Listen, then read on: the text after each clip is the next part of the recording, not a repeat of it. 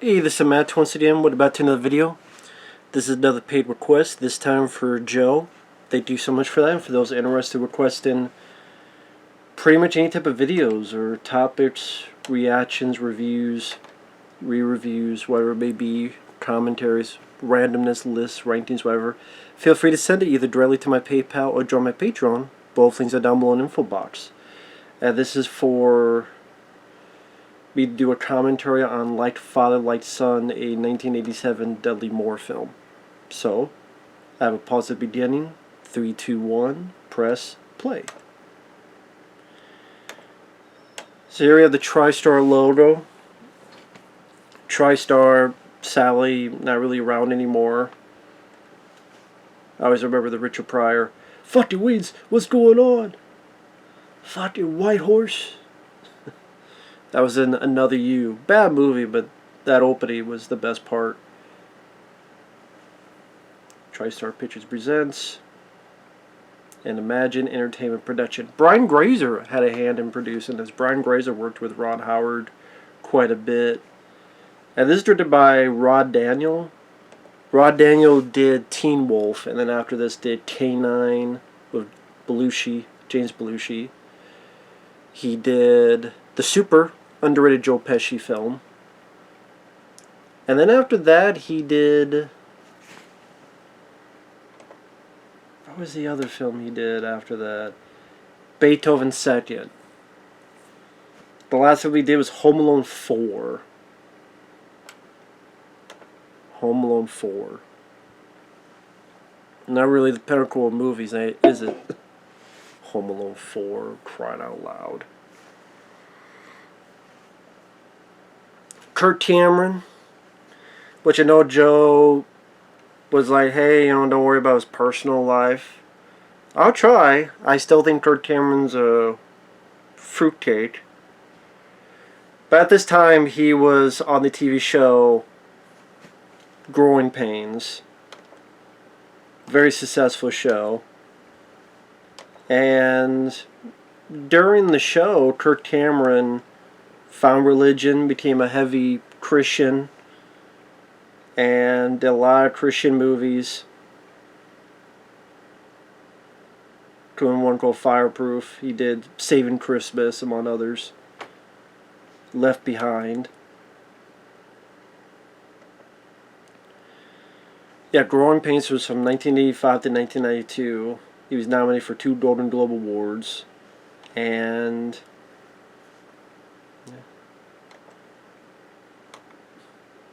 I mean, this is when he was hoping to make it as a big movie star. I mean, this film did okay at the box office.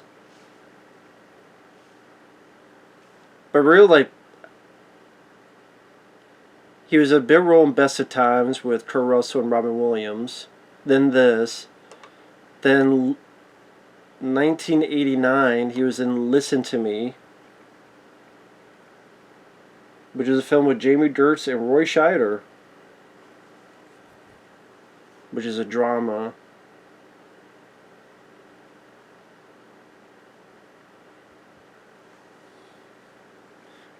About a debate team.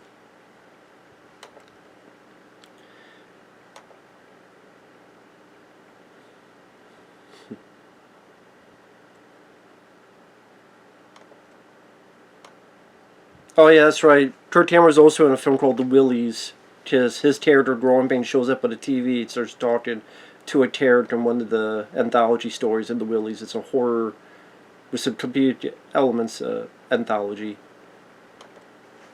And then the Left Behind films, Fireproof, Saving Christmas.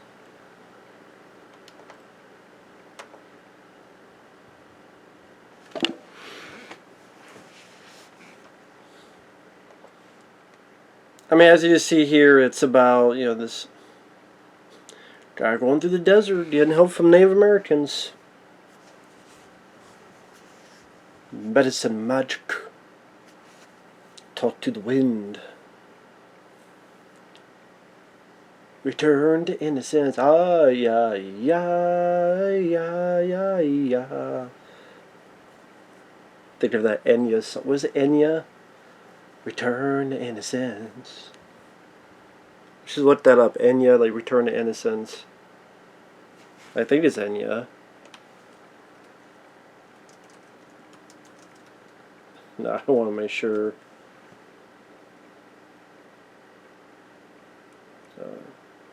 No, Enigma. Okay. Enigma did Return to Innocence. Enigma.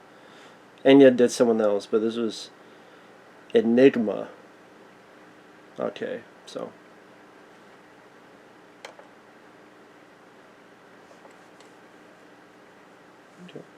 Enigma, huh.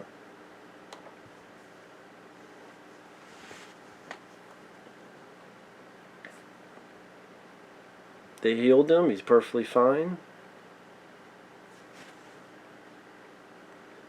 Yeah, I believe I could speak English now. This is around a time there's a couple of these vice versa movies where people's bodies were changed or something else. I think because of the success of Big, so you had a little kid become Tom Hanks, so kind of worked in the formula. You had vice versa, where Fred Savage and Judge Reinhold switch bodies. Then you have this film where Kirk Cameron and Dudley Moore switch bodies.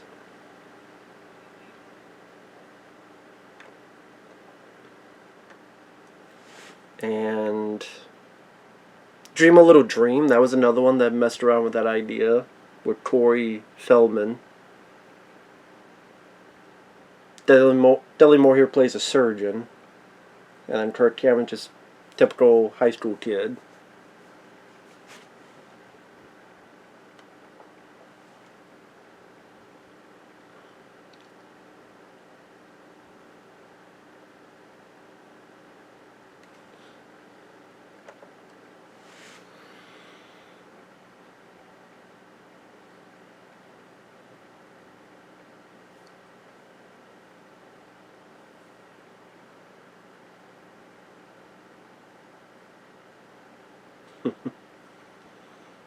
I feel like that guy giving the middle finger.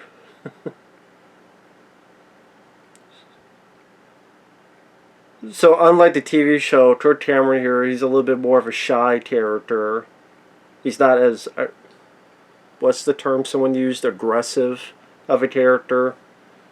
Yeah, you kind of failed that report. You didn't know what the hell you're doing. You didn't even memorize this stuff. You're trying to read off these little, not like a full pad, it's like these teeny tiny notes. And that's Sean Astin.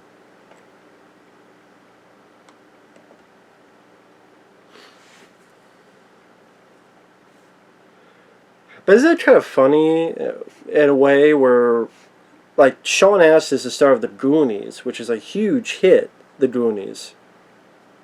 I mean, The Goonies was what, 85? So then 2 years later, you're at number 6 behind Dudley Moore and Kirk Cameron. You're number 6 on the call sheet. Like, you starred again, and so crazy.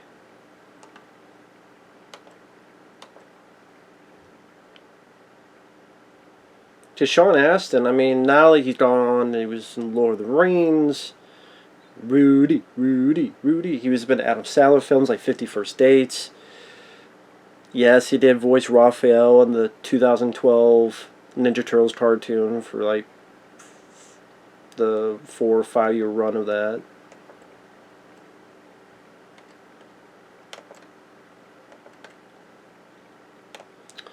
He's in an underrated film in '91 called Toy Soldiers. But, I mean, this is the film he did after The Goonies. Because he was in Light, Father, Light, Son, and Whitewater Summer in '87. And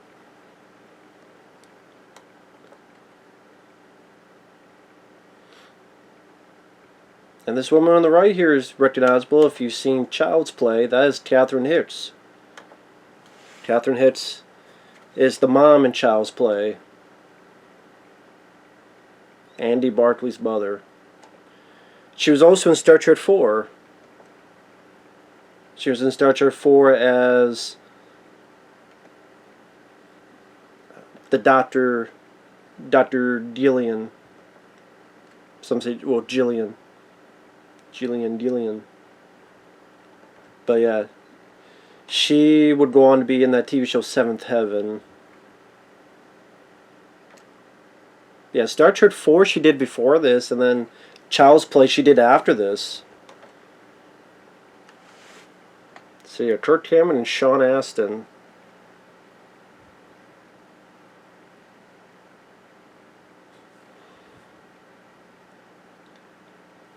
They figure. Well, honestly, I bet someone thought maybe they would get like a Back to the Future kind of success. I mean, this did okay at the box office. Says it made like 30 million, but Michael J. Fox was on Family Ties. Got to be in the film. And it was Back to the Future. And then, of course, he worked with Michael J. Fox on Teen Wolf. And it's like, well, hey, we get a guy from a TV show. This time, Kirk Cameron, Growing Pains.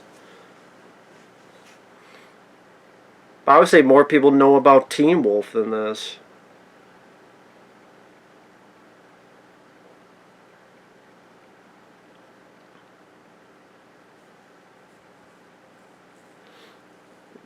And Kirk Cameron just being very shy, very nervous, talking to this lady with the totally blonde hair. Just totally. God, she has a prune face like Amber Heard.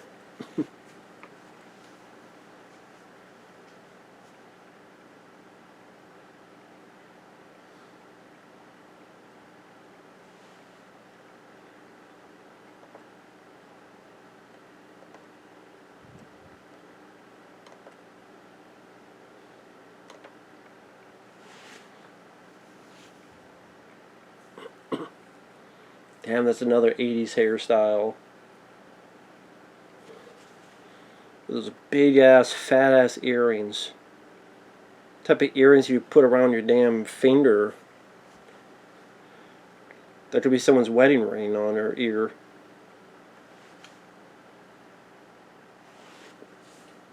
And Dudley Moore. Dudley Moore, I mean, he found success early in the decade of the 80s because he was in these two huge films, 10 with Bo Derek and Arthur. I think Arthur, he was nominated for an Oscar for Arthur as his drunk millionaire and goes to a bit of a love story. But after that, he never found the success of those two. I mean, this was probably one of the only semi-alright hits he had after that. He would do these romantic comedies that went nowhere. Best Defense was a total flop. So much so they had Eddie Murphy come in after the movie was done because, like, this movie sucks. Hey, Eddie Murphy, this guy's becoming an up-and-coming comedy star. Film a couple scenes, plug them in, take some of the stuff out of the previous movie's footage, include Eddie Murphy's footage in, and so then there's more holes in the story, and the Eddie Murphy bits are kind of funny, but the Dudley Moore bits are deathly dull. The Best Defense is awful.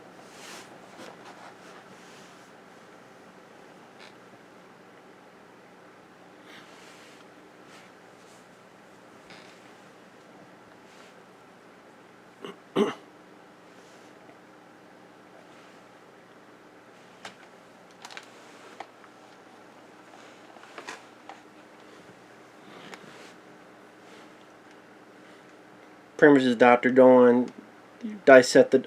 You know what? This is something that happens in a lot of movies, but I guess our school was different because we never had to dissect a frog.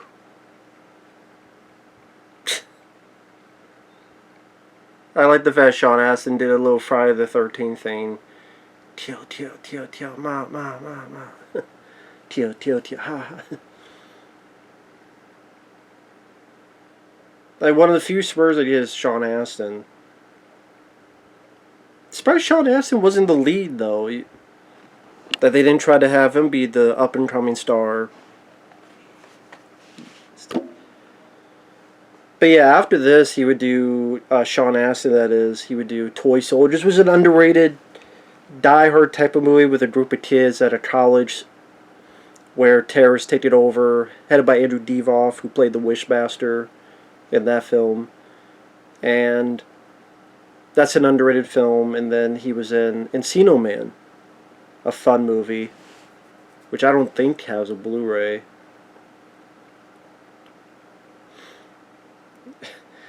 Literally the way people dress for trap meet, like Kirk Cameron wearing the shirt where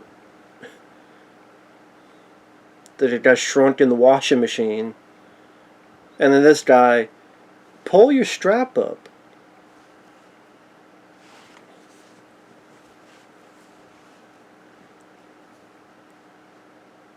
I don't know, stop taking steroids, dickhead.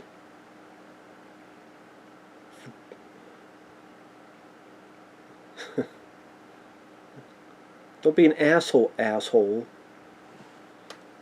Think of another word of dickhead, dickhead. Jerkwad, fuckface, dipshit.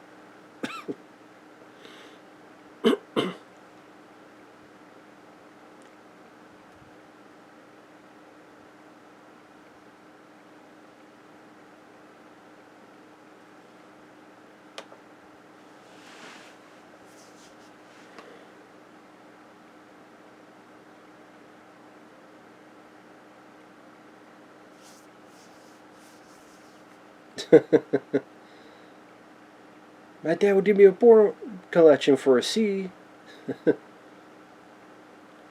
Maybe it's why. Maybe Sean Astin looked at this and said, you know what, it'd be more fun playing the buddy and not the lead.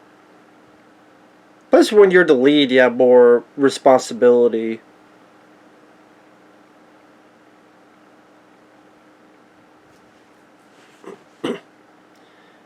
I don't think Kirk Cameron is that great of an actor, to be honest. Like, he doesn't have the natural charm of Michael J. Fox. I think that's why, Growing Pains, I wasn't really a fan of growing up. I think Family Ties, I didn't watch much of that, but the bits I would see, I'm like, well, this seems like a better show than Growing Pains. Obviously it was a successive show, so...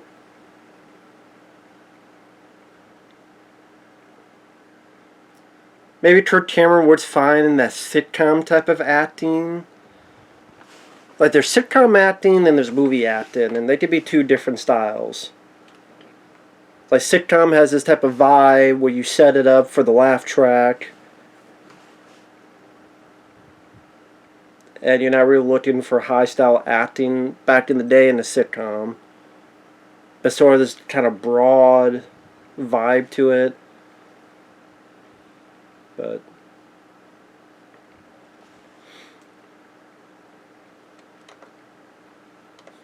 Wow, MTV. Back when MTV, was around. It's like, hey, you remember when MTV played music videos?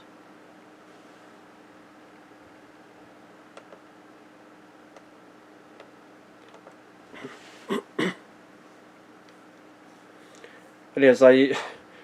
Sorry, I was looking at something. MTV used to be this thing where it played music videos. And all sorts of music. Faculties. It's kind of like when Tech TV G4, that type of era, where it was strictly about video games, but then they turned into something more, something different, something that wasn't what it was meant to be.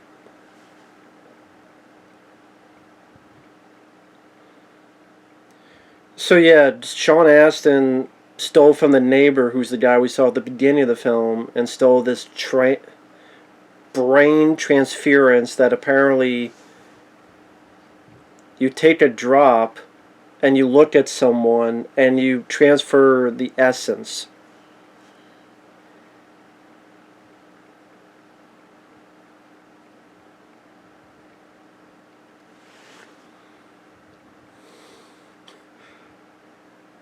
So the cat is barking like a dog,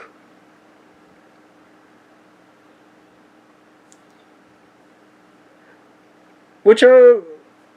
How do you have this... I mean, wouldn't the body not be able to make those sounds, though? Like, okay, the consciousness are switched. The consciousness are switched. But you're still the same body, which has the same rules. That means the cat would still have to hiss like a cat. Unless that brain thing also switched to their vocal cords. So there's... Technically, the cat would not be barking still. He'd still be fucking meowing like the cat, just be more pissed. But they put that in there to make you certain what's switched.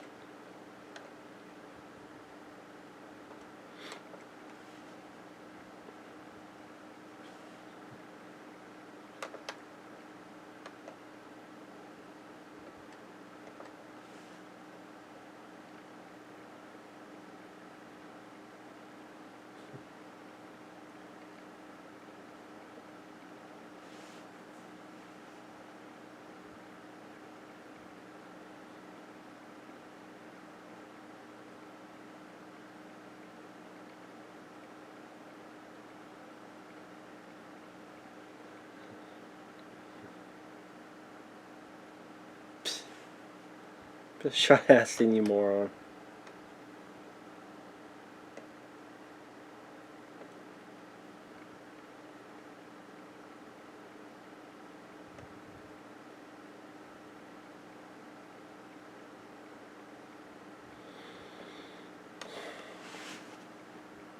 I just don't really see the humor to it all, I guess.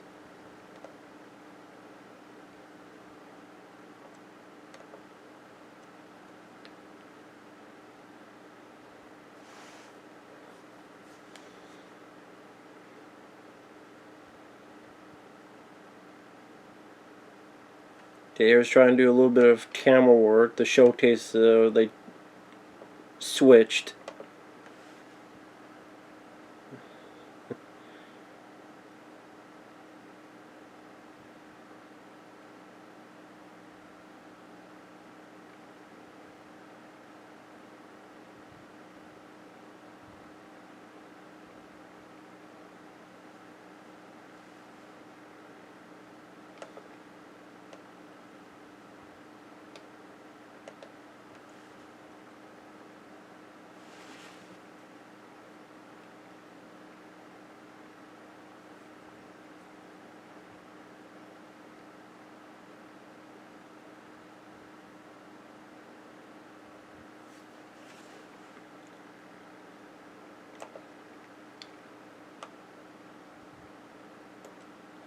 Sorry, I'm not saying anything. I just...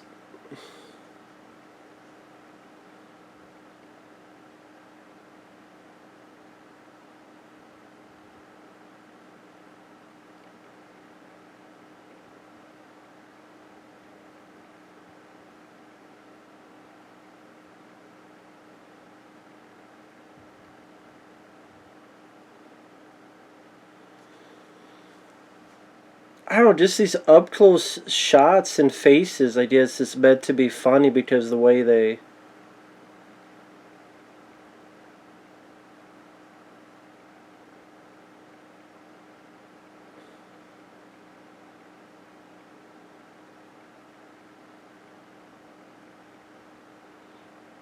Oh, yeah, he was uncle.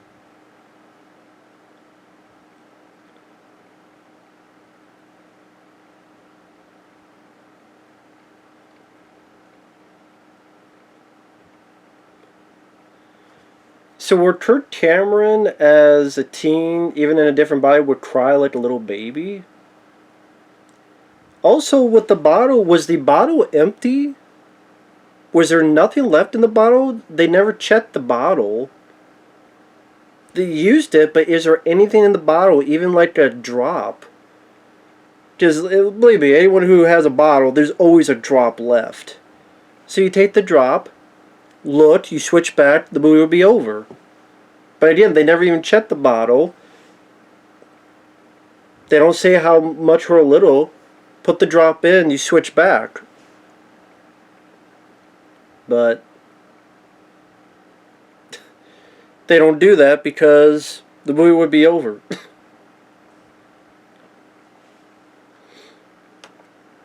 And this music is trying to be very over the top. There's like 2 people that did the music to this too. Miles Goodman and Shelley Mann, sorry. I guess as you can tell, I wasn't really big into this movie. I wasn't really a big fan. It's cool if Joe is, but I could not get in much of this. I mean, a lot of those vice versa type of movies, I don't know.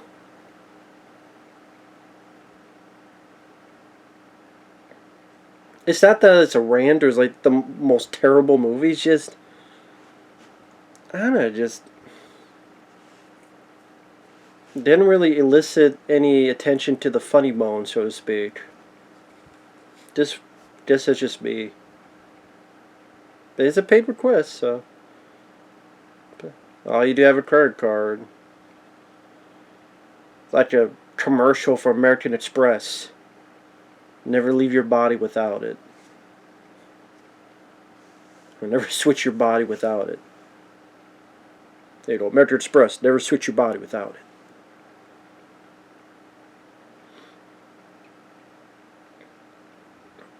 You doing that? There's no date?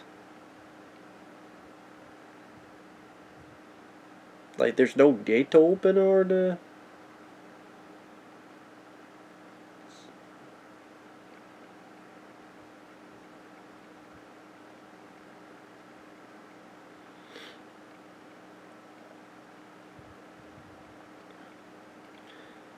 So yeah, Dudley Moore throwing rocks at a window.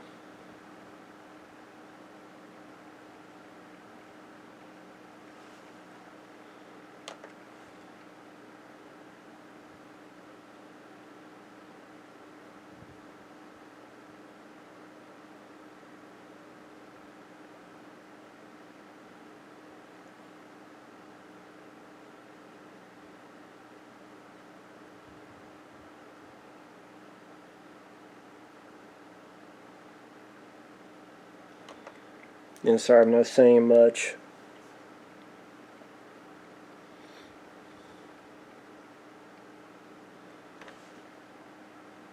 Damn, all that old school wrestling.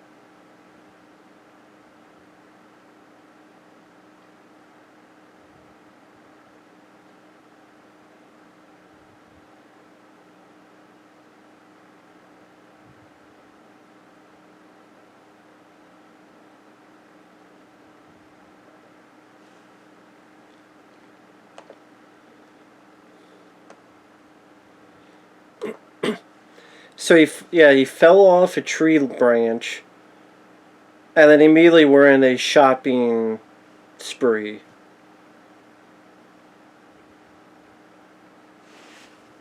And I guess with the humor, just how much do you like seeing Dudley Moore act like a kid?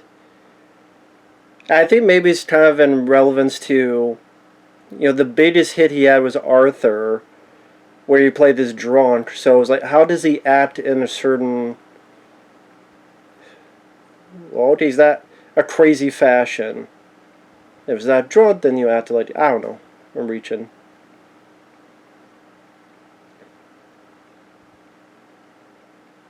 Like the song here, I didn't really care much for.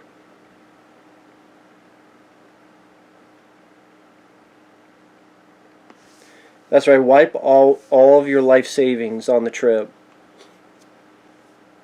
I mean, you're not going to have a home anymore, and you don't have to sell it and foreclosure, but hey, at least you had a wild night, right? Because they're idiots.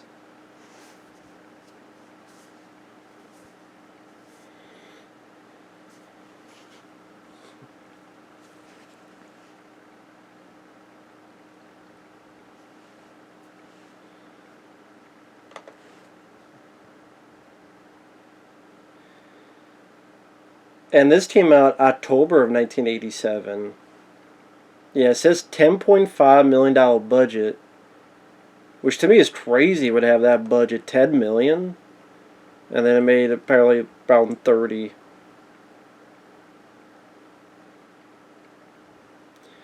This is on VHS in '88, re-released in '91. DVD came out in 2004. The double feature DVD with Vice Versa, October 7, 2008.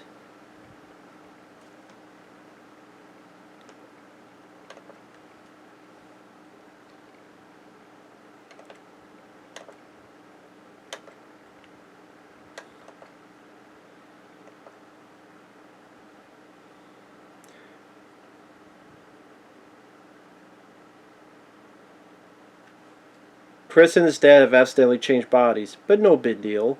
Chris gets the Jag and the gold card. Dad gets the fake ID and the big final. Gets a 5.1 on IMDb. 5.1. So yeah, 5.1 isn't really high regards of a movie. Curious, what does films like Vice Versa have? Because Vice Versa came out, was it the same year as this? What the fuck? 88. 5.9. So, look at some reviews. There's some reviews on IMDb.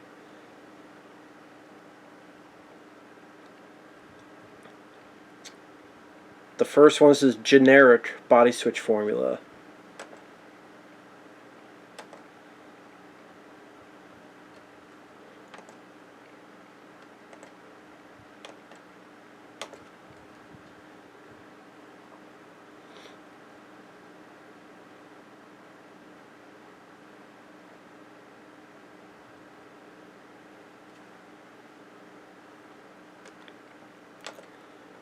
Now, this woman, I believe, is Margaret Collin. I say because I'm bad with names. Yeah, but I believe it's Margaret Collin. She was Rebecca in 3 Men and a Baby before this. Well, actually, same year as this. I should say 87.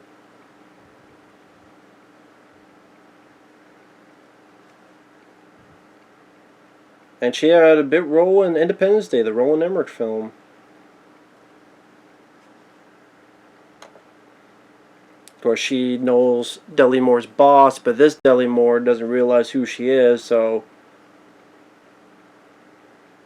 here we have a Wang Chun song. Everybody have fun tonight. Everybody Wang Chun tonight. This is when they realize that it's not a dream, they're still in the same body.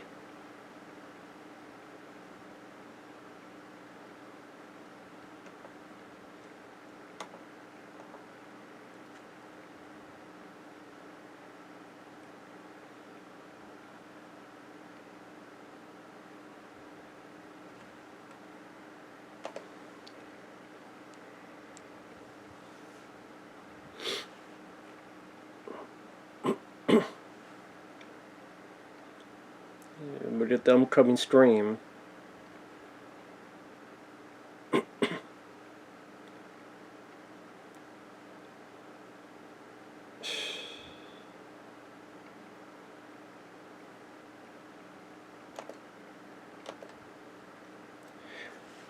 But also, you think about it, like when the dog and the cat switch and the cat's barking.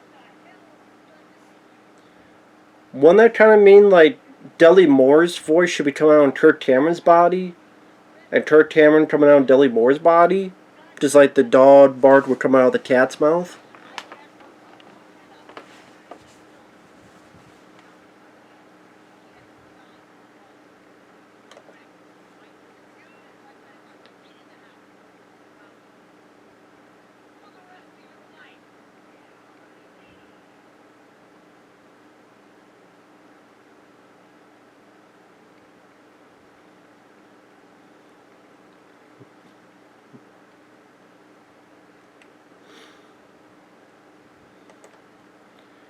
But yeah, this review says, Life Firelight Sun is probably most appealing to 80s fans, presenting typical teen genre conflicts as well as 80s teen stars, Kirk, Cameron, Sean Astin.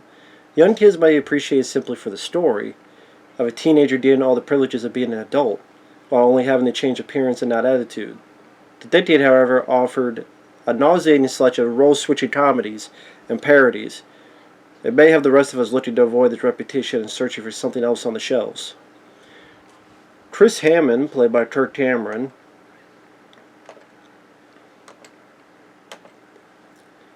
is a high school senior. He's an average student, a decent track team participant, and likes a girl at school who happens to be dating a psychotic jock bully.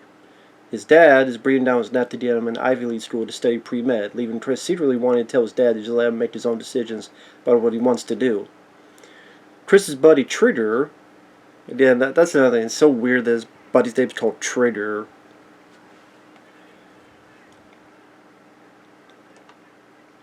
As a wacky uncle who's staying with him, he lived in the desert for a while, experimenting with body switching potions. Trigger gets a hold of the brain transference serum and switches their brains. The incredibly boring son of this big shot Dr. Hammond has to settle on being a teen, and Chris has to settle for being Dr. Hammond, both without screwing things up. For Dr. Hammond,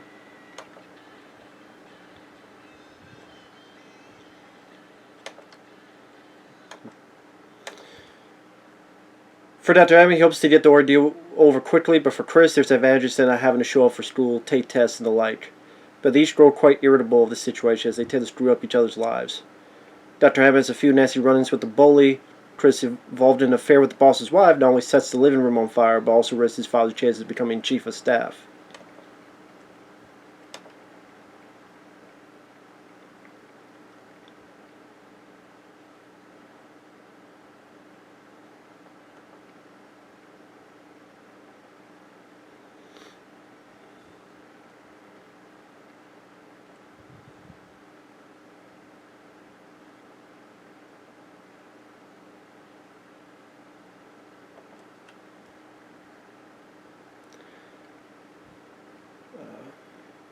I still think it's a fun movie where kids and probably teenagers say family fun for the most part, due to lack of sex, violence, and language. However, Kirk Cameron did tend to get quite annoying at parts as the whiny teenager. Trigger was one of the best characters in the movie as sort of a slacker friend, except he's not in the movie all that much. I did like Chris as Dr. Hammond during the hospital scenes when he had to take his med students on rounds and didn't know what the heck he was doing. It has its moments.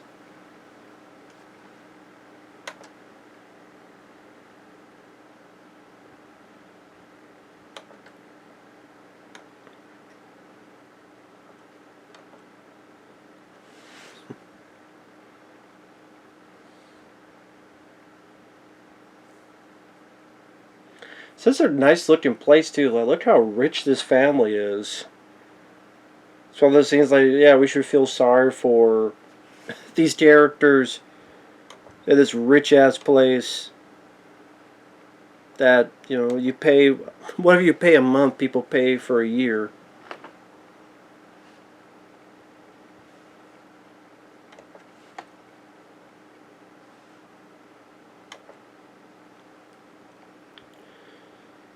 See, here's another user review. Success of Big in '86. The theme was repeated with at least 3 other theatrical films. I know one was vice versa. This one, I forget what the third one was. Oh, probably Dream a Little Dream.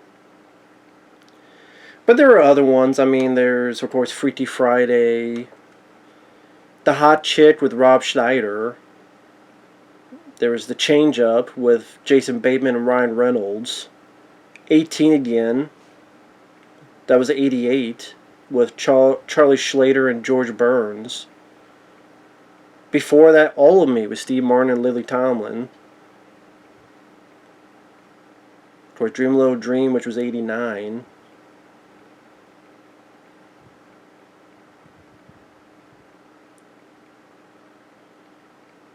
So yeah, there were quite a bit of these. Again, but it's not like Big started it. Yeah, you had All of Me, the original Freaky Friday, among other films.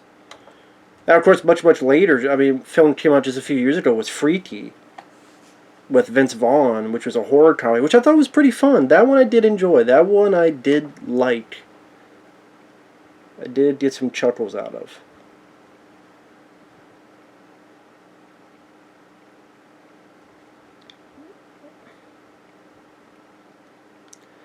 I mean, just looking at some stuff here. There's a film in 1996 called Dating the Enemy with Guy Pearce. A couple wake up one morning to find they have now switched bodies. The original Freaky Friday from 1976. Then you had the one later on with Jamie Lee Curtis.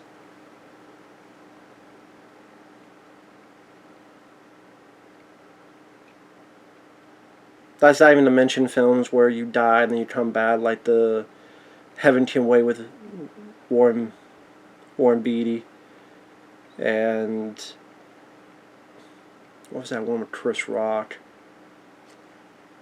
I barely remember. Anyway, there's a lot of stuff. I mean, The Change Up, I mentioned Jason Bateman, Ryan Reynolds, others.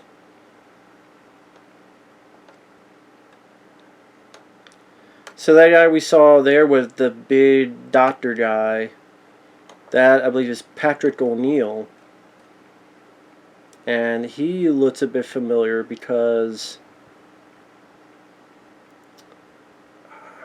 he was in, oh, what was it?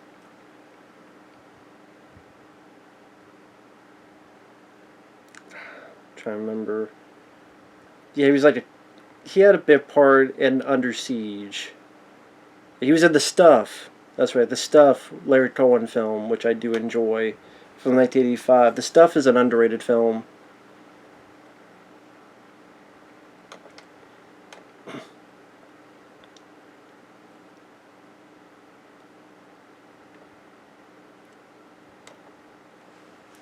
I just don't really get the comedy is this, okay, here's Dudley Moore with this heavily edited scene of just him walking, running around.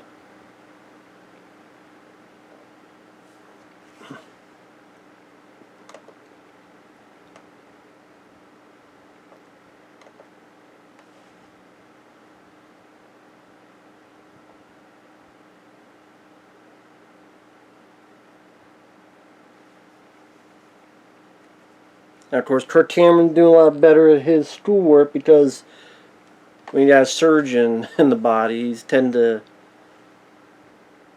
know a bit more on that stuff.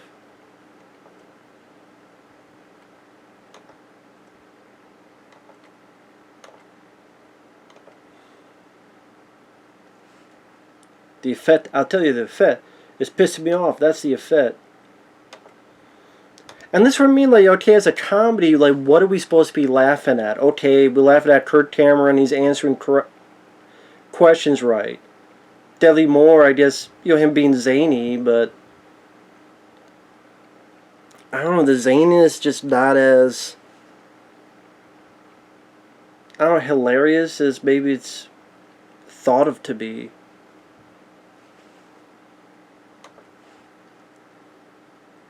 Well, it says here in this user review, the possibilities of funny situations seem endless. That rarely ever happens as misfire. The weakness of a lot of the same carried over plots. As funny as Dudley Moore could be, it seems he's just simply playing Arthur over again, being a silly teenager rather than a foolish rich drunk. And that's what I was trying to say, but I did it poorly before.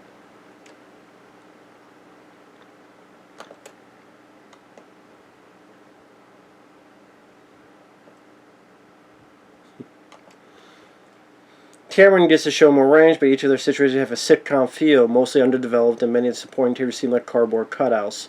Seems like the type of film that knew of other studios doing similar stories and rushed it out to jump on the bandwagon without really getting together a great script. Yeah, I mean, like I mentioned, some of those films came out in '88, like 18 Again, like Vice Versa, and among others.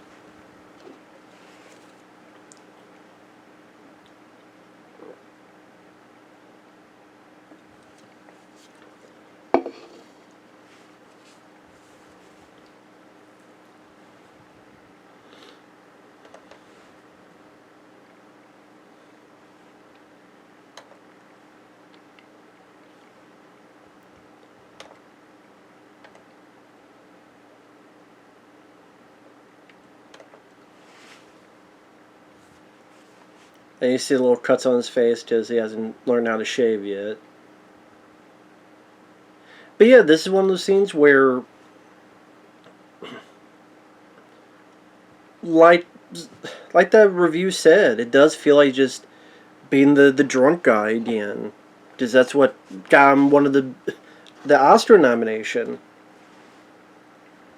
And again, just never really came much into play later. Okay, for example, you want to like a movie where a guy is up over his head in a hospital, critical condition with Richard Pryor. I found that very funny film. Am I going to say it's the funniest film ever? No, but like critical condition, I enjoyed. Critical condition. Rest in peace, Bob Saget, who's in that. Rest in peace, Richard Pryor. That was entertaining.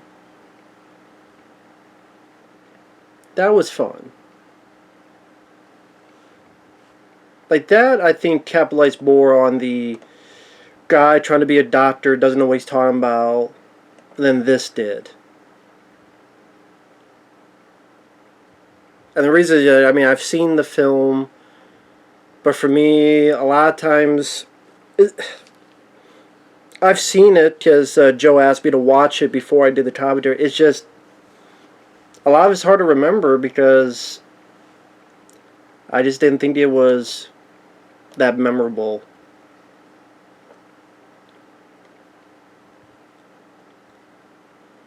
I think it's so weird that this guy's name is Trigger.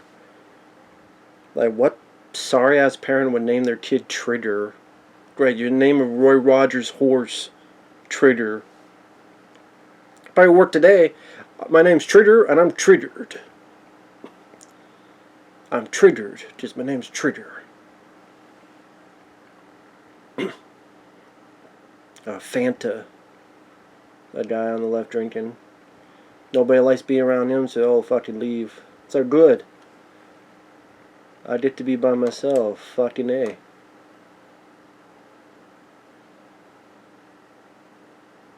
Good. Peace and quiet.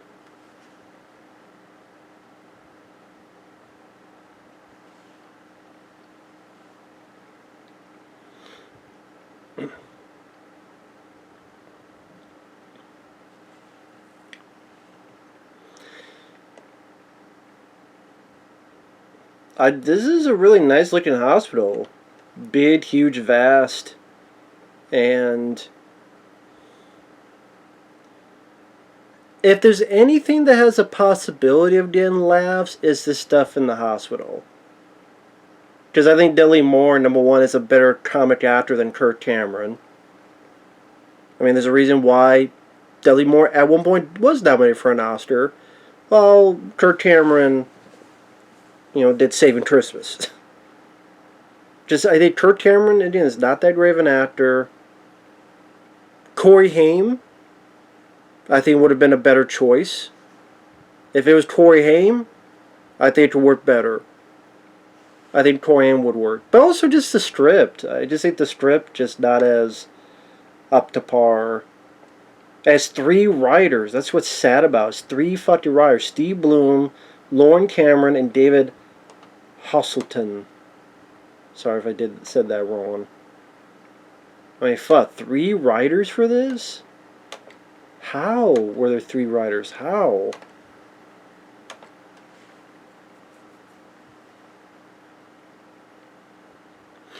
Why? I'm not, like, why spell your coat? I don't know. What do you think the coat would smell like? B.O. Cum stains? Cheeseburgers?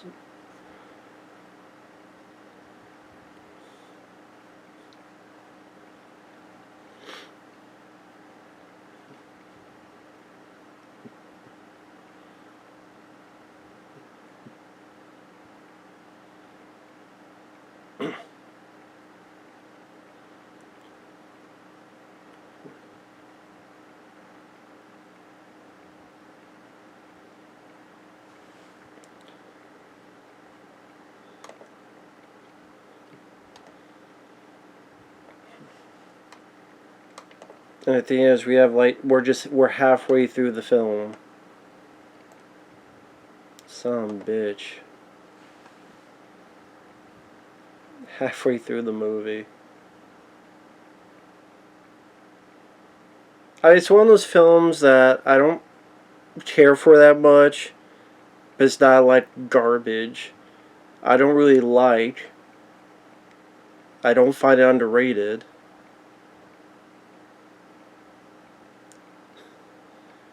That little bit was a little bit because of Dudley Moore's little bit physical comedy.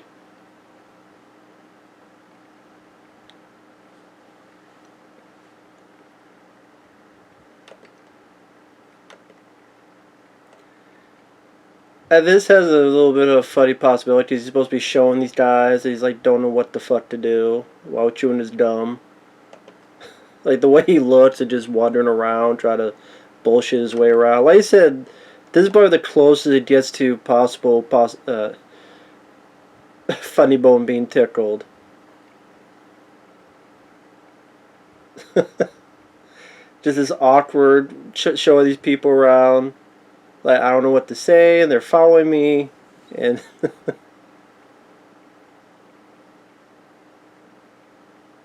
they just keep walking, stopping, walking, stopping. And these people are like, oh, you're ready to take notes.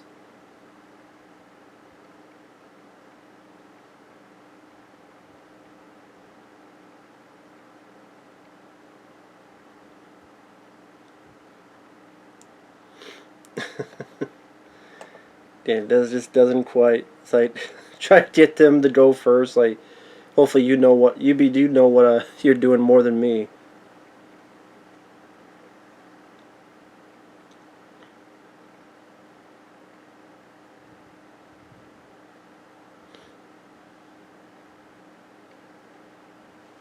Yeah, not knowing what the hell he's doing.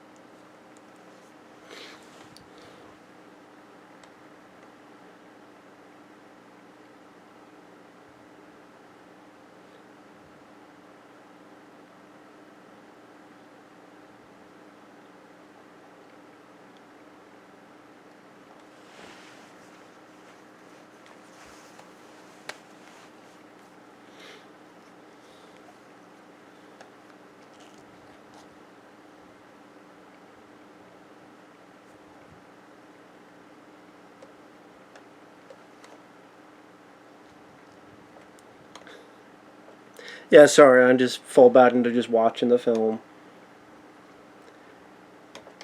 Because I didn't grow up with the film, so it's not like I saw it repeated times to commit scenes to memory. And again, it's not like I'm going to make fun of every little bit because that only is hot garbage. It's just generic is a good word to look into that.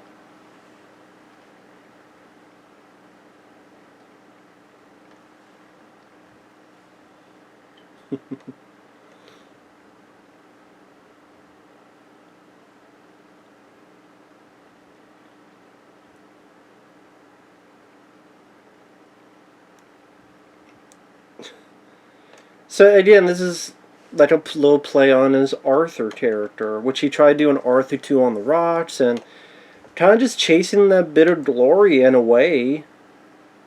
And like if we go through Dudley Moore's filmography, I know I've done this before, but that was on a different commentary, and for those who didn't see that, like you go through his films, like 10 in 1970 was a huge hit.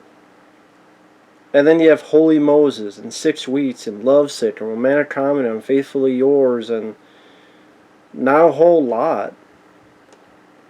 I mean, Arthur was the big hit. Then after 10, he had Holy Moses, that did nothing. But then you had Arthur, and that was huge. You go, wow. 10 and Arthur, that's a hell of a 1-2 punch. Then he did 6 Weeks with Mary Tyler Moore. That was a bomb. And that was a drama. Oh, he did Lovesick in '83 with Elizabeth McGovern, John Huston, Alec Guinness from Star Wars. as Obi-Wan. That movie didn't do anything, and that was a romantic comedy. Then he did Unfaithfully Yours with Natasha Kinski. That film cost 12 million, made 19 million, and that's not counting advertising. Movie theaters didn't split of the profits, so that didn't really do anything. And that film also had Armand Assante and Albert Brooks in it.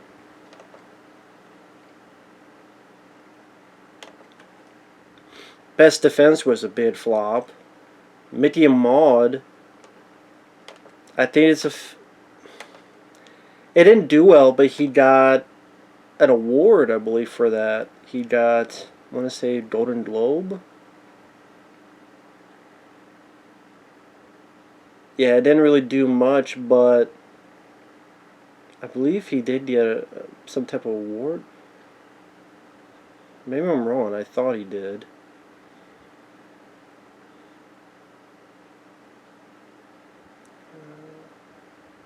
Yeah, he won the Golden Globe for Best Performance by an Actor in a Comedy.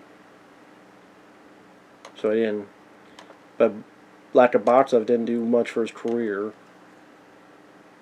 And they said they closed the movie. That didn't do anything. This film did, I guess, a little bit of business enough to do Arthur 2 on the Rocks.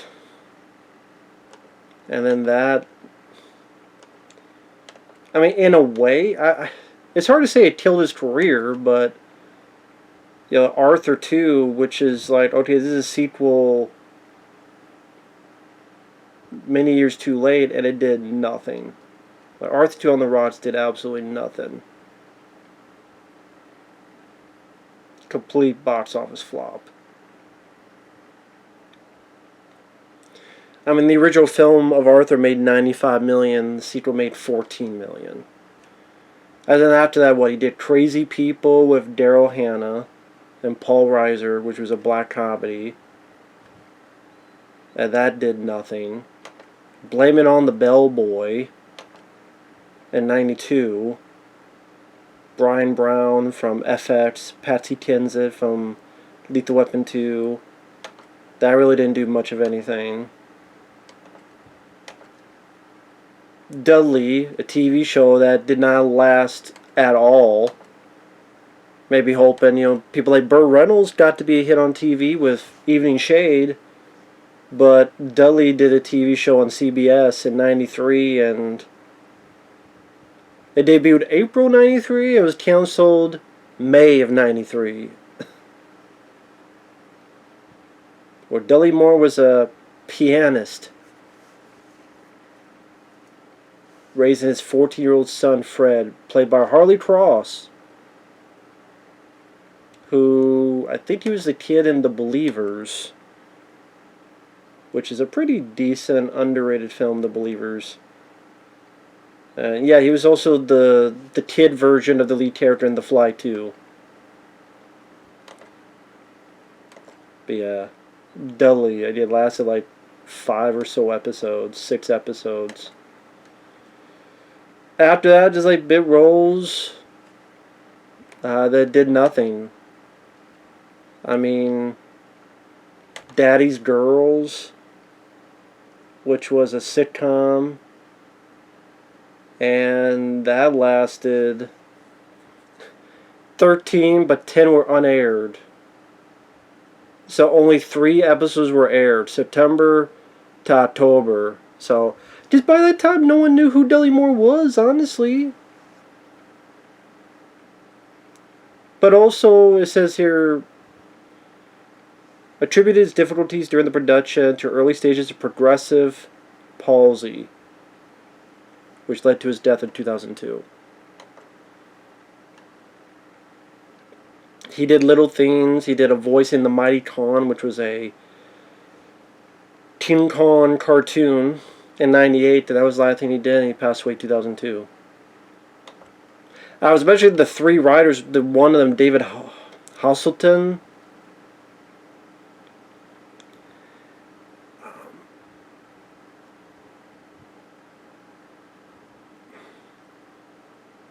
It's weird because he found more success on TV with House MD, Chicago PD, The Good Doctor, among others. And I know there's all this stuff going on here.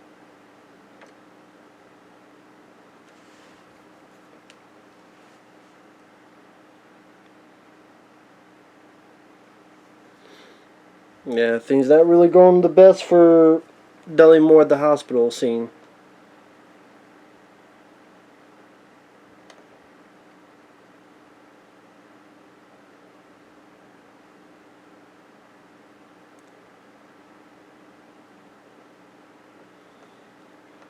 Now, again with this, in this race, the rules are kind of weird with the whole body switching thing, because again, like the cat has the same barking ability as a dog, but in this, by the way, you think Sean Astin could, like, I don't know, the uncle would leave some kind of note? Hey, what can we do to contact you? Like, he would know somehow where his uncle went. You could call him and say, listen, we fucked up. Could you please, do you have any spare ones? Or hell, Dudley Moore's Terriers has a lot of money, will make it up to you, and he'll reimburse you for the trip. Or something to that effect. But yeah, if you did that, the movie would be over. Now, again, this writer, I'm looking at what else they've done. At least this one. Although he was uncredited. TV movie Justice League of America. Brother Bear, Over the Hedge. Yeah, Brother Bear, it's alright. But it's not like those were... Over the Hedge isn't like a classic movie. It's there.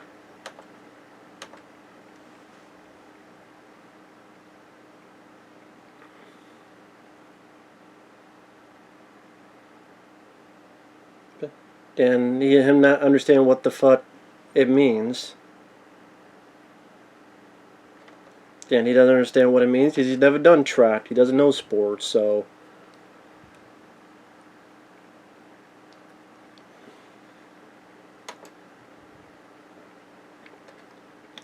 Yeah, the one guy, you know, each one ruining their career, so to speak. One ruined their track of his son's hopes and dreams. The other ruined Dudley Moore's job and hopeful promotion, hopes and dreams.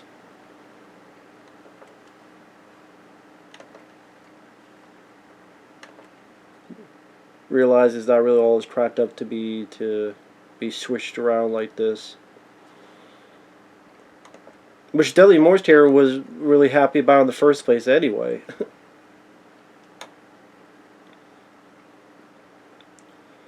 But like I said, it's kind of one of those movies you just sit there and you go, okay. It's not really made me feel much of anything else.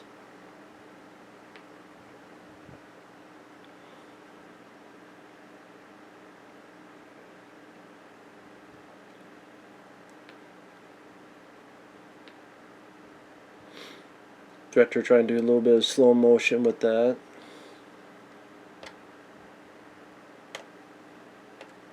Try to be a little bit artistic.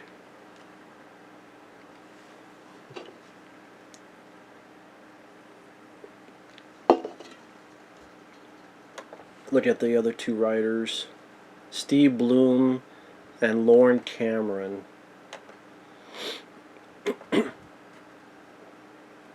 Steve Bloom would go on to work on films like James and the Giant Peach, Jack Frost with Michael Keaton. Oh wow, Jack Frost and Michael Keaton, wow. And Lauren Cameron. They say writer, but then they say story. I guess he worked with the other guy on Brother Bear and Over the Hedge. And Justice League of America. So he worked with the other guy a lot.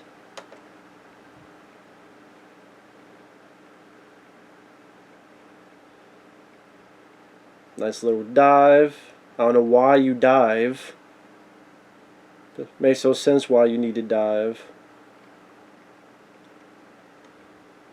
And inexperienced stupidity of the dad character.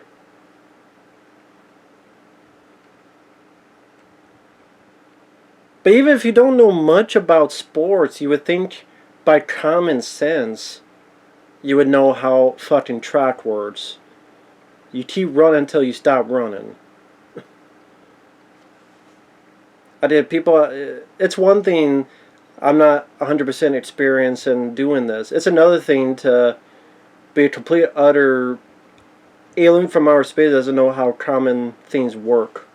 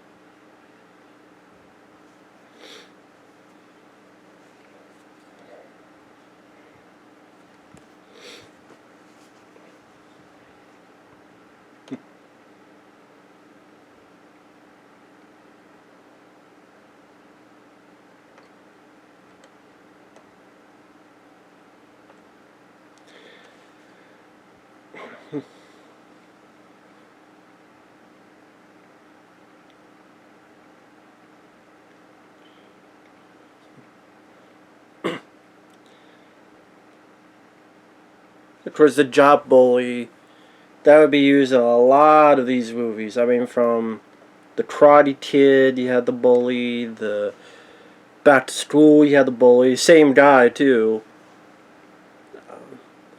Seems like almost any 80s comedy, you need that job bully. You just need it. Need that to happen.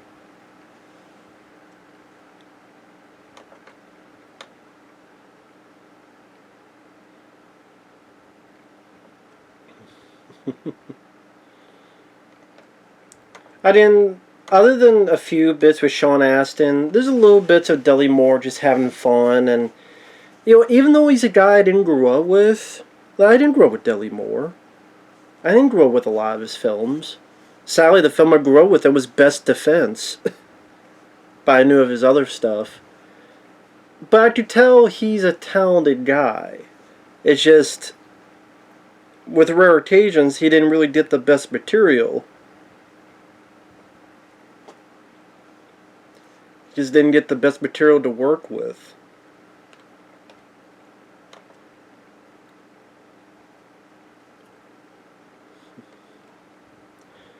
And even like the director, I would say this is one of the director's lesser efforts. I mean, it's not as bad as Home Alone 4. That's still his worst film. But I would say I like K9 more than this. I would say I like The Super more than this. Easily.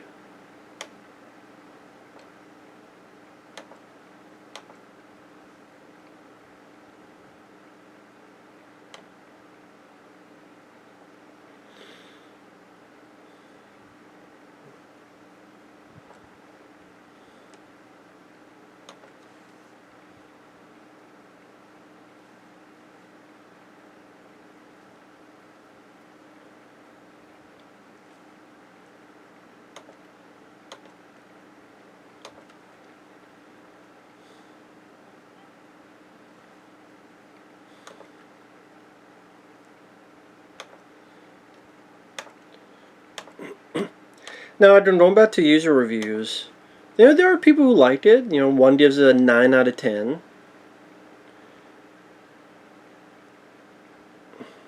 But then you have other ones like this. I think I've seen every example of the body switch genre, at least all those that have been made in the past 40 years, and Life Out Like Son is the worst of them. I disagree with that. I think Hot Chick or Rob Schneider is a lot worse than this. The first 20 minutes are painless mediocrity, but then soon after the film collapses. Why though? I think the main problem is that the characters are stupid. If I was in their situation, I know I would be terrified and trying my best to not raise suspicion. If If the movie had done that, it could have been funny, seeing these people trying to do their best but making mistakes. But the movie's two main characters seem to be trying their best to blow the charade, not realistic. And the movie's sense of humor is really bad. We have such stuff as audiences falling asleep during lectures, a dad that's done twice. If you want to see what resembles the genre, see Freaky Friday, the original or remake, or vice versa. That is true. I mean, they're not really trying to disguise themselves. I mean,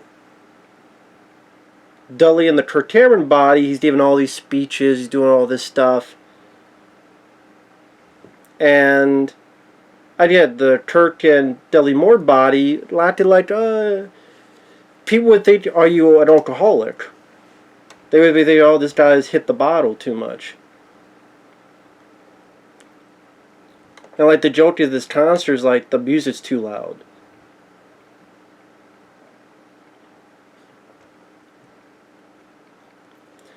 And here's the boss's wife, again Rebecca, who is in 3 Men and a Baby, which is one of my favorite comedies. I love 3 Men and a Baby. I love the film. It's a childhood favorite of mine. Still does not have an official Blu-ray, which is insane to me. That 3 Men and a Baby does not have an official Blu-ray. It was like the biggest hit of 1987. And so it's absolutely crazy to me. And there's a lot of good films in 1987. Great year for movies. I mean, you had RoboCop. That came out in 87. You had Over the Top. You had Evil Dead 2. You had Predator. You had The Running Man. You had The Lost Boys. Full Metal Jacket. Hellraiser. So, I mean, action, horror, and the like. I mean, think about it. Any year that has RoboCop, Lethal Weapon, Predator, The Running Man, that alone, let alone, again, Full Metal, like Critical Condition, same year. I forgot this was the same year. I found that a funny movie. Wanted Dead Alive, underrated Rutger Hauer film. Rest in peace, Rutger Hauer. Like other films, 87. I mentioned 3 Men and a Baby, definitely one of my favorites of the year. Huge hit. People forget how big of a hit 3 Men and a Baby was. I mean, it was #1. Biggest hit in North America. $167 million at the box office. These were the top 10 of 1987. 3 Men and a Baby, Fatal Attraction, Beverly Hills Cop 2, good sequel, Good Morning Vietnam, Moonstruck with Cher and Nick Cage, The Untouchables, The Secret of My Success, Stakeout, Lethal Weapon, and The Witches of Eastwick. And yes, Stakeout and 3 Men and a Baby, and lo and behold, they're both Buena Vista Touchstone Pictures. And you know what's linked to? They're both linked to Disney. Because Touchstone was a distribution label of Walt Disney Studios. Same with the Buena Vista. It was Buena Vista Touchstone. But they're part of Disney.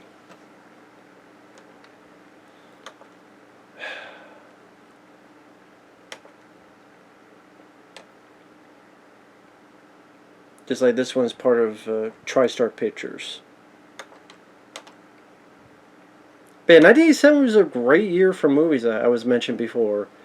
And awards, Last Emperor won for Best Picture and Best Director. Michael Douglas won Best Actor for Wall Street. Cher won Best Actress for Moonstruck. Sean Connery won Best Supporting Actor for The Untouchables. This was at the Academy Awards.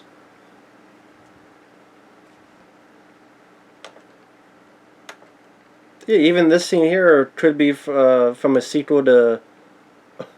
Well, I mean, there was a sequel to Arthur. It could be anything from, Arthur.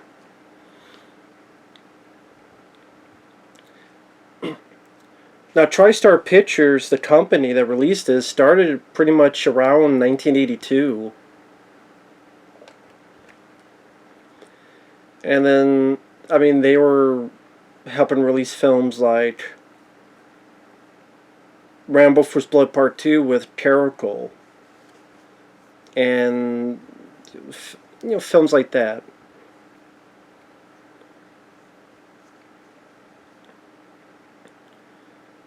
And it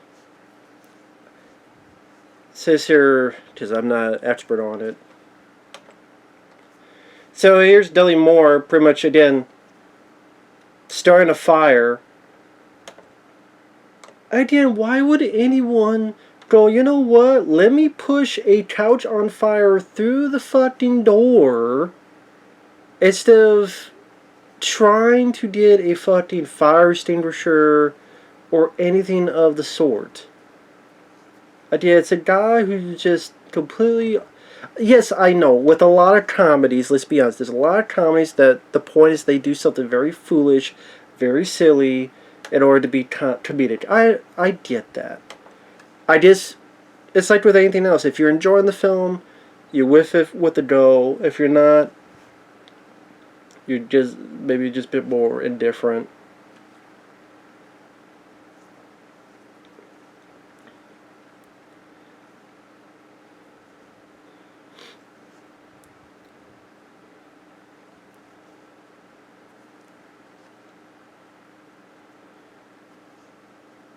Columbia, let's see, December 21st, 1987, TriStar Pictures was renamed as Columbia Pictures Entertainment when Coca-Cola sold its entertainment business to TriStar for $3 billion. Both studios continued to produce and distribute films under their separate names. In 1989, Columbia Pictures was acquired by Sony Corporation of Japan, who merged Columbia and TriStar, but continued to use the separate labels. TriStar was the theatrical distributor for many films produced by Terrical Pictures, like Cliffhanger.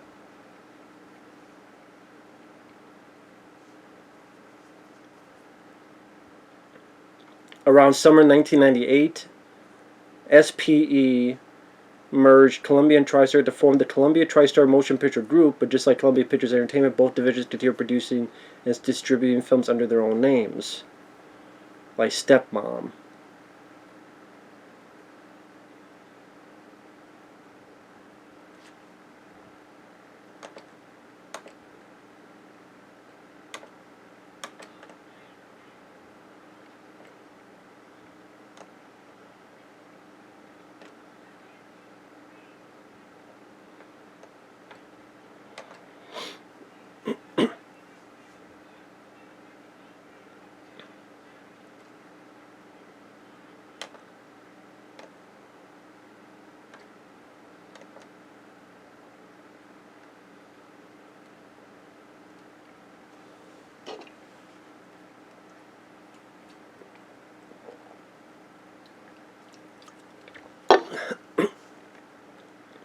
And then no one has checked the bottle, and apparently the uncle had no more of the antidote, or the... Why the... I mean... Okay.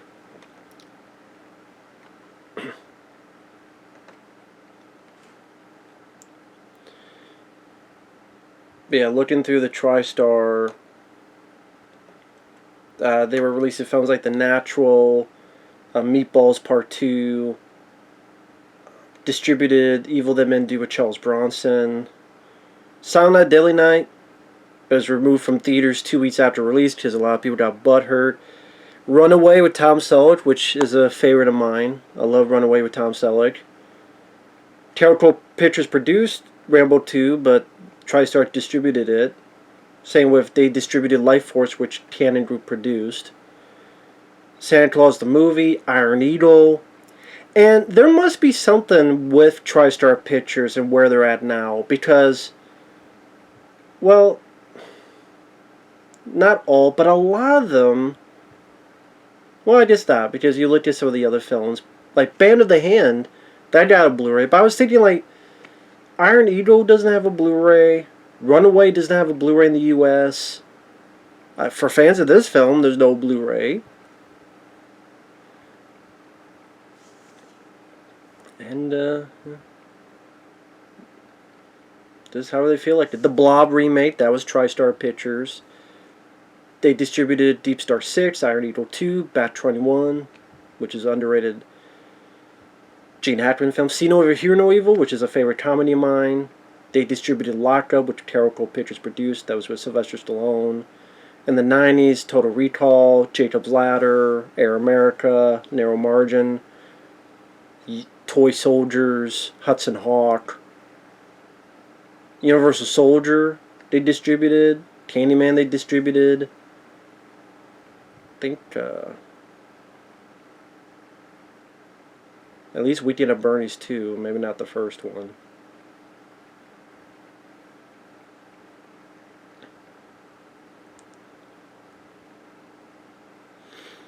I mean, even the 2000s, there was stuff like they worked a little bit with Godzilla 2000, Fortress 2 Re-Entry, Sniper 2, and a lot of Cobra Duchess. I Know Who Killed Me, Daddy Day Camp, with a lot of the studios. Anyway, I don't know where I'm going on with that. I find it fascinating to see the trajectory of a studio, especially like you never hear of TriStar nowadays, and like how Orion had a rise and a fall, then a little comeback. I don't know, just interesting to see these studios that for years we watch the beginning of movies, you see their logo, and then you're like,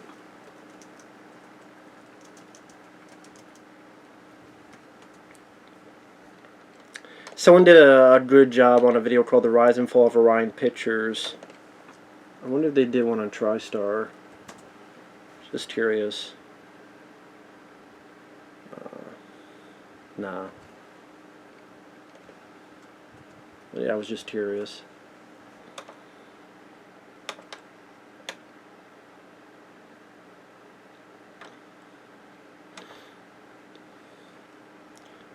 I typed that in some The Rise and Fall of Macaulay Culkin.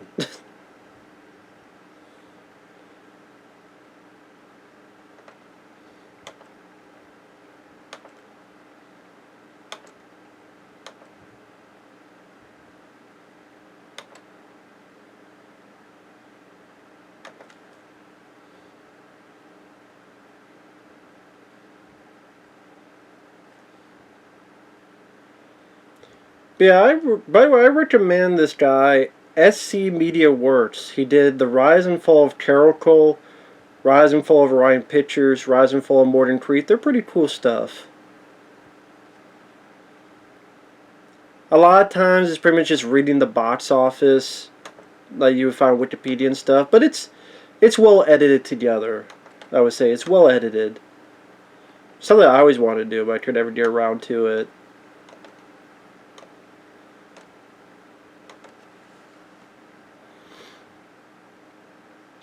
This shit with the lifestyle section.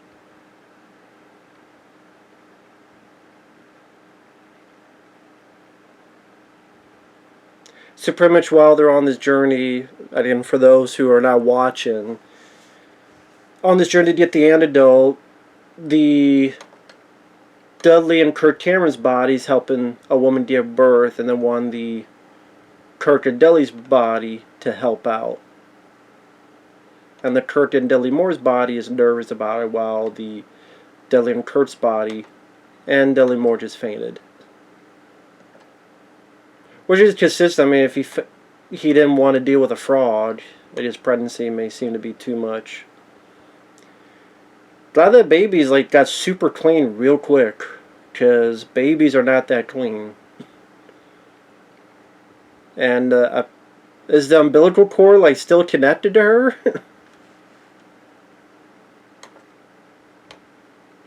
That's okay. We got the umbilical cord. We'll cut with a scissor. Just cut with your teeth.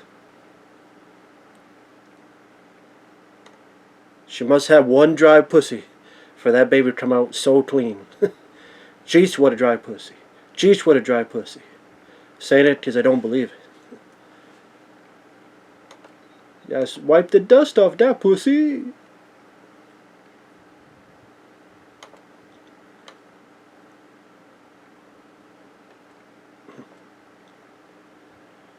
For a split second, for some reason, I thought they stole the baby.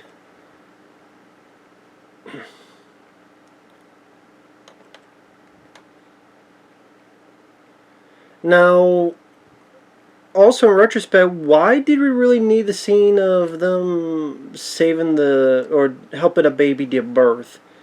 What did that really do for the movie? What did that really do for the plot? What did that really do for the proceedings?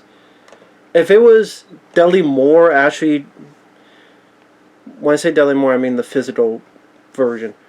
If it's him having to actually help out,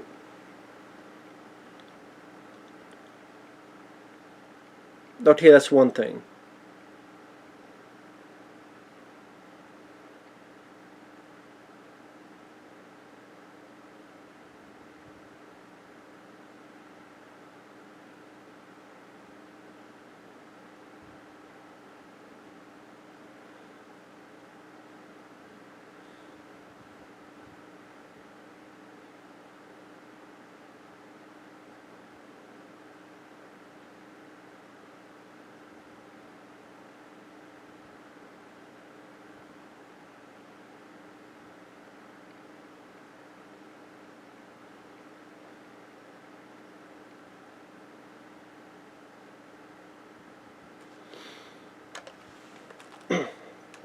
Pretty much. Really, the drama is like he's not going to get the promotion. It's not even like he's going to get fired, really. It's like he's not going to get the promotion. And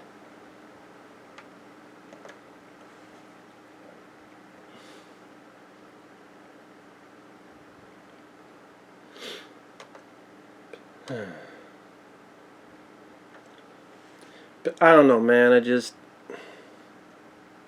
Thankfully, there's only 13 minutes left of it. I apologize to Joe.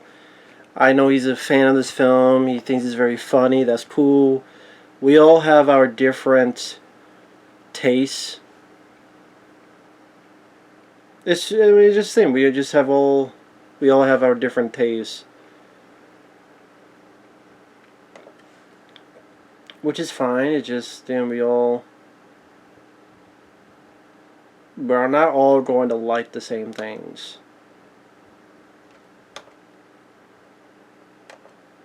And now finally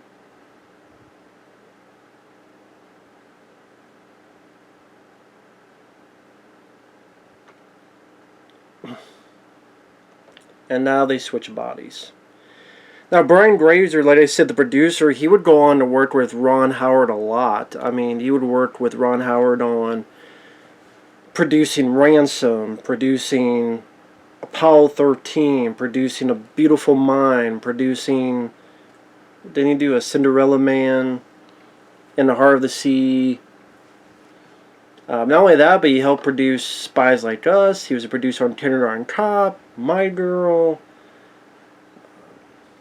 The Night Professor, Liar Liar, along with Imagine Entertainment. And Imagine is the company with Ron Howard, their company. So, you have one company produce it, get it made, and then TriStar's like, fine, we'll put it out to the theaters for people to see it if they want to.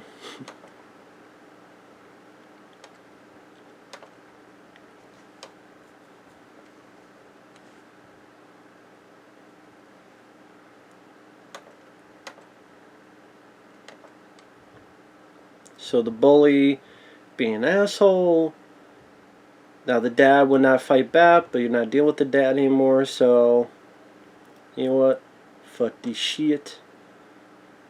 Shape up or ship out. Put up or shut up. What's it gonna be?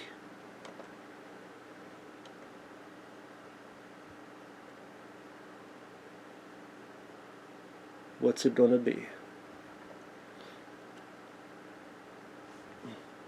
There you go.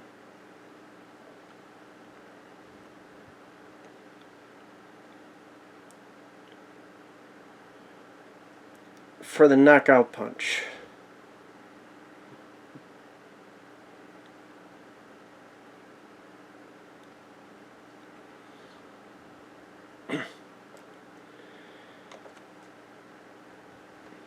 And there's a few other reviews I want to look into just to get their sort of 2 cents on it.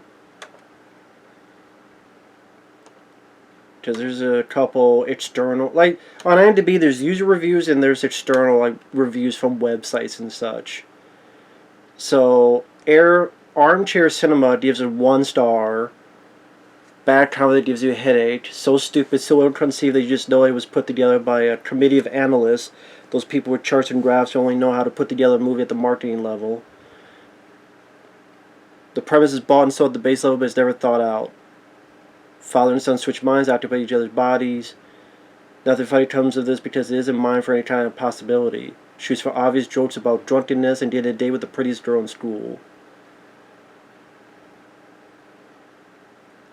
Why didn't they just have Cameron take the potion and switch back? Because if they did, the movie would be over.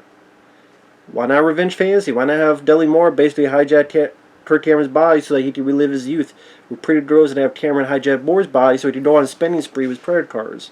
Well, they did that. But it was like, a couple minutes.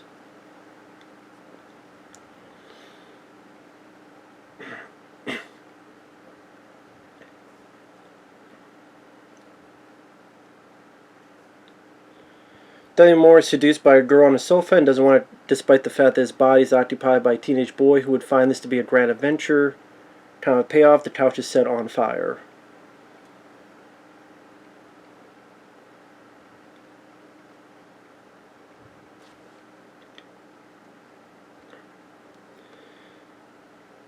What they did is Dudley Moore spent most of the movie whining. For the kids, they would get to see Kirk Cameron, who spends nearly the entire movie screaming and complaining like a grouchy old man. Yeah. And then this one is from Bands About Movies. Vice versa, Life Father, Life Son. They both have hair metal concert sequences and soundtrack. This one gets the band Autograph, while vice versa gets Ballast.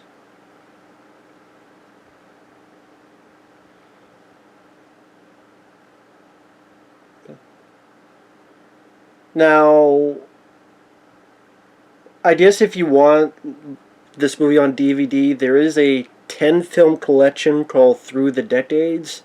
Has Life Father, Life Son, Little Nikita, Roxanne with Steve Martin, Band of the Hand, which is a pretty good, underrated movie, Suspect, that's with Dennis Quaid, Vice Versa, The New Kids, Blue Thunder, great movie, I would say my favorite film in this collection, Punchline with Tom Hanks, and Who's Harry Crumb with John Candy. So there is a 10-film set from Mill Creek. So this is really a review of the movie. It's just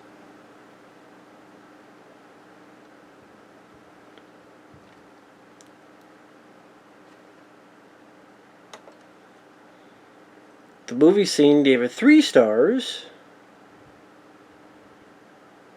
A vehicle for Dudley Moore with him being allowed to run wild with acting like a teenager, dressing badly, the cool music, and so on. It's such a familiar concept that Dudley Moore could have delivered one of his best comedy performances. It would have been only kind of amusing. And this isn't Dudley Moore at his best anyway. It's a case for all his trying, only 50% of the jokes are working. Another one of those comedies where grown-up teens switch bodies offers up little, which makes it any different to those other movies. That's true. There's really nothing like Freaky because this is horror comedy and there's some crazy gore and Vince Vaughn played against type. That makes it much more enjoyable and interesting. This, forgettable. So this is from 80smovies.wordpress. It says, what a feeling.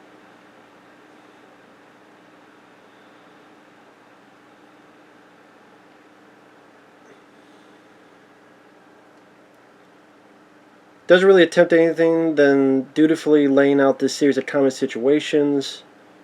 Couple of bits of business have some inspiration, such as Moore's antics during a hospital staff meeting when he chokily lights his first cigarette and hots some chewed bubblegum into an associate's hair. Yeah, I'm sorry I didn't mention that, but that is a chuckle-worthy moment.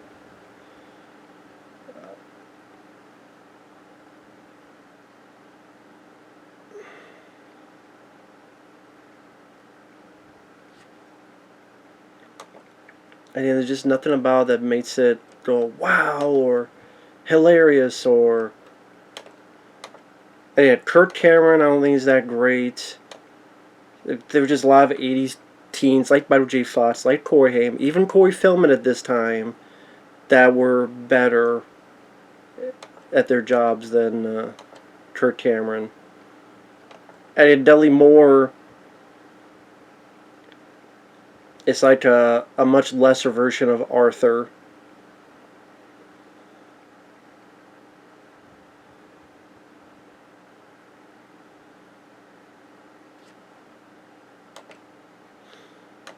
I felt like some deals in unequal states. Whatever Kirk does to ruin his high school social life brings marginal laughs but generic ones. There's no life-affirming chaos stemming from a bundled date night. Inside a boardroom, an executive argued whether to care for uninsured with a teen's financially indifferent perspective at play.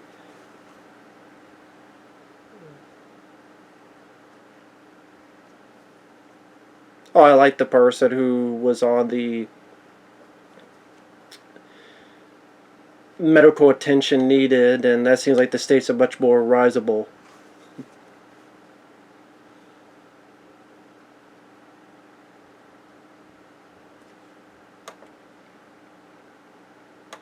So now the bully and the head doctor have been switched.